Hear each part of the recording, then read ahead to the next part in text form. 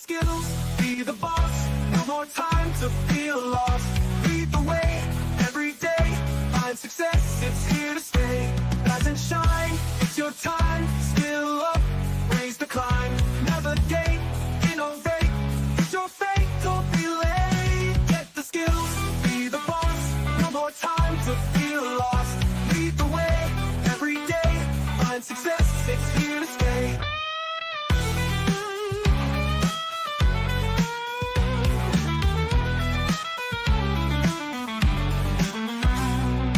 If you're a new manager or hoping to be a new manager, join us in our exploration into what managers need to know.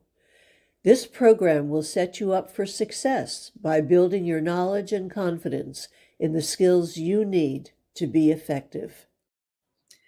Thank you for joining us for this third session of our 5 series sessions on managing customer service. In past sessions, we have defined quality customer service and then talked about establishing a customer service mission for your organization. Ultimately, it's all going to depend on whether your employees are willing, ready, and able to provide customer service in accordance with that mission. So we're going to look at instilling a customer service mentality.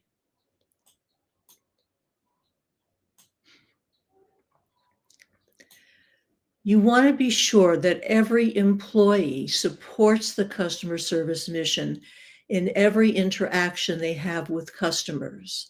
I can remember arriving at a technical college where I was supposed to give a workshop, and I was terribly lost, and I found a custodian who was the only one in the hall, and I asked for his help, and he was kind enough to bring me to the room where I needed to be.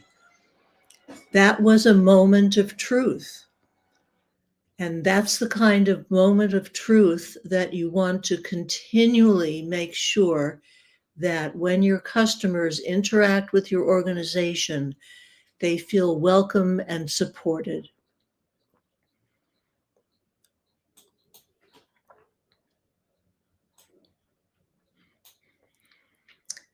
Every employee's responsibility is customer service. It's not just limited to the people at the reception desk or service desks.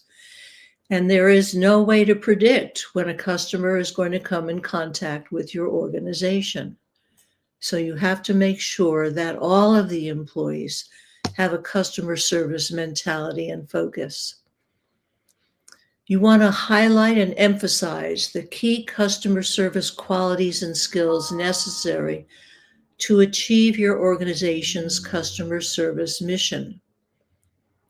So, for example, the first person that most customers are going to interact with is going to be a receptionist if they're actually coming to a stone and mortar business. This person has to be friendly, open, welcoming, and helpful.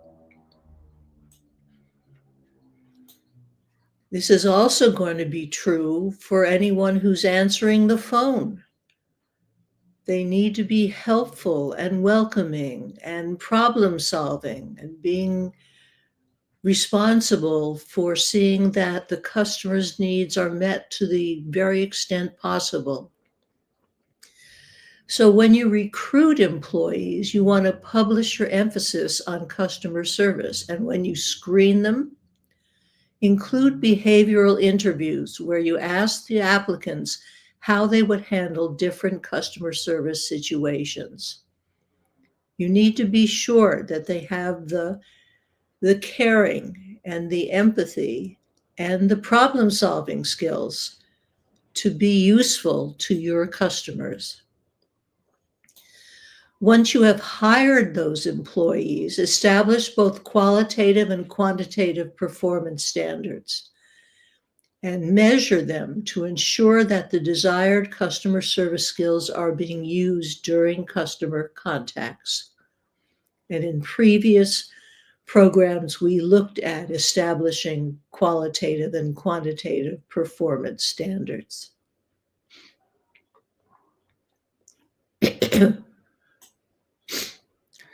So here are some key customer service characteristics. And as I go through them, decide which are most important for effective customer service at your organization. First, communication. Clearly expresses themselves verbally or in written form when communicating with customers.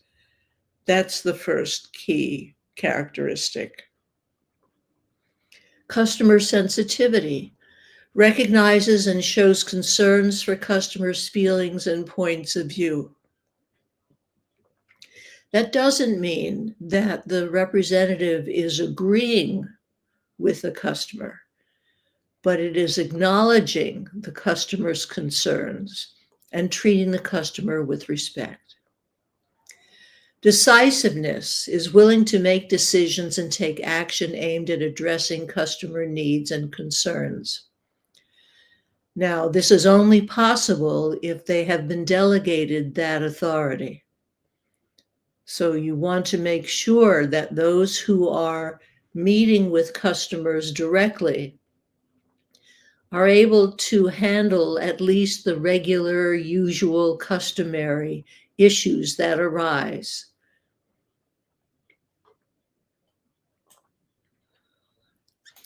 Energy remains highly alert and attentive when dealing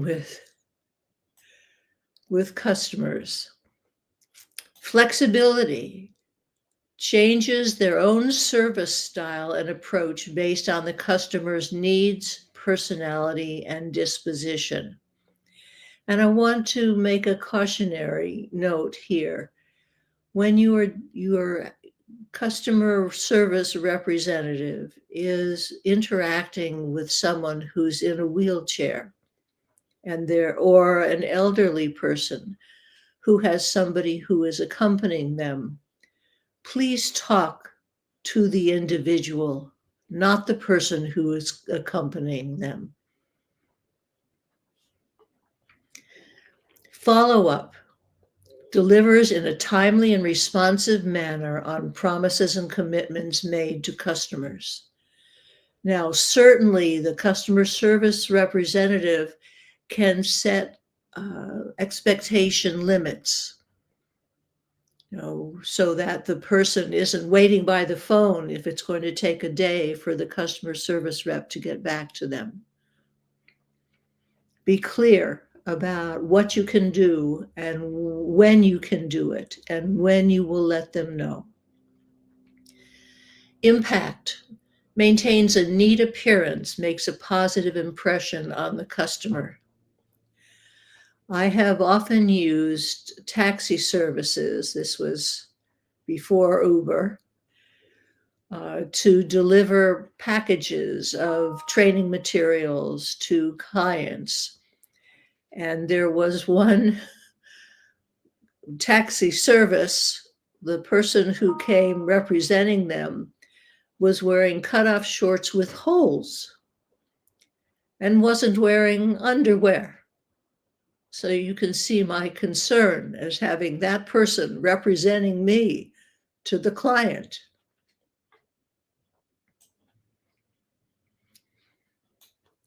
Initiative takes action to consistently meet or exceed customer expectations. Integrity adheres to high social and ethical standards when dealing with customers. And job knowledge.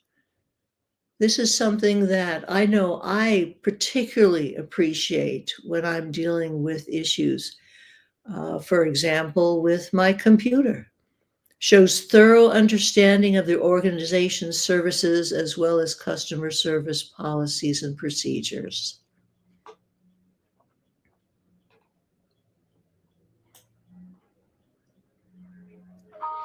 Judgment develops effective approaches based on available information to address customers' needs and solve problems.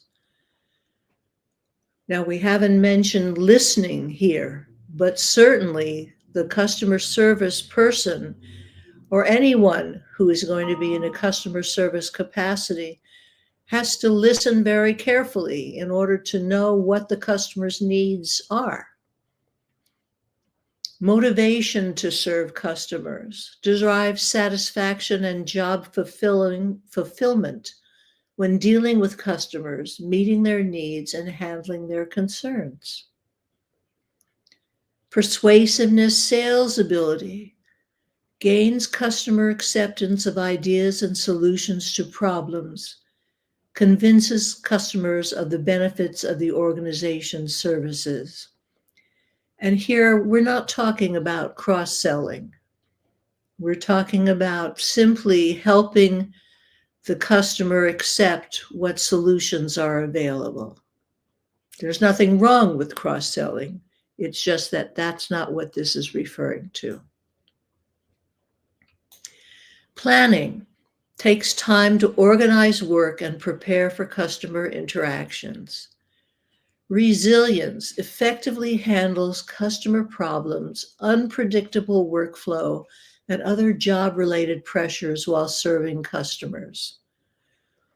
And that's something when we have somebody who is on the line and is going to be dealing with unhappy customers, that person, the service rep, has got to be able to take a break, to recenter themselves rather than going directly into handling another customer, because it can be very difficult to restrain one's energy, negative energy, if you have had to deal with someone who is difficult.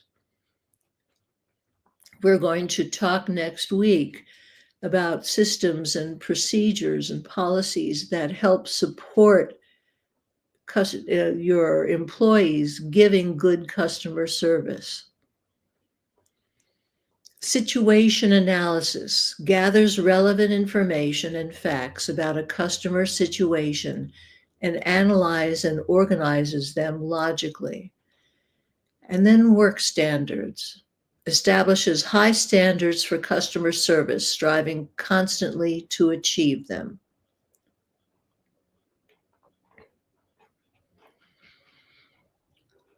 Moments of truth. We talked about when I met that custodian in that technical college. Moments of truth are the critical incidents in which customers come into contact with the organization and form their impressions of its quality and service. And we certainly know that in many instances, customers have more than one option. And if they're not treated well, they're going to go somewhere else. I was at a restaurant just the other day with a friend, and she ended up sending back her dish because it was not edible. When we went to sign out to pay, she found out that she was being charged for that dish, regardless of the fact that she's not eaten it. And her response to me as we went out the door was, well, I'm never coming back here again. And that's a shame. That's a real shame. So Karl Albrecht and Ron Zemke identified moments of truth. Think about what those moments of truth are in your organization and make sure your employees are prepared for them and know how to treat customers well. Let's talk. If you would like help in learning how to create a customer service culture, please schedule time to talk with me using this URL or the QR code.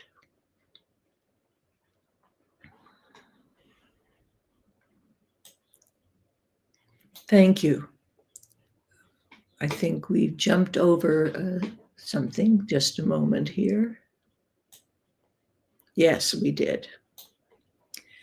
So next week, we're going to make sure that such systems support the mission.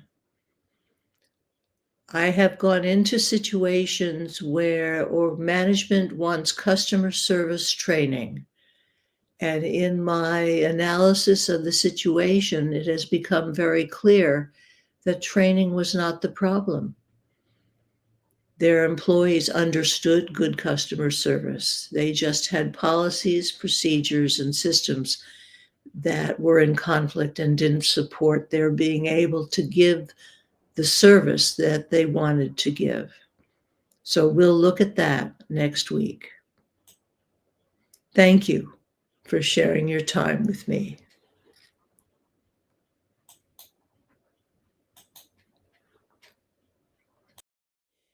Thank you so much for coming and participating in our discussion of what managers need to know.